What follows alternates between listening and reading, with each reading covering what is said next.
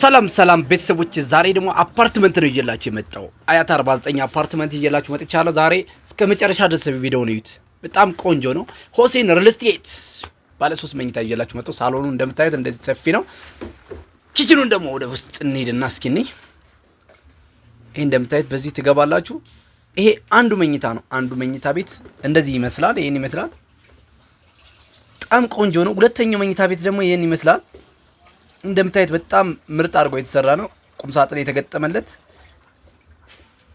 ይሄ ደግሞ ሲንክ የተቀመጠለት ሽንት ቤት ነው። የጋራ ሽንት ቤት ማለኛው ሽንት ቤት ነው። ይሄኛው ዋና ቤዝሩም ይባላል። ይሄኛው በጣም የሚያምር ቁም ሳጥን የተገጣጠመለት ነው።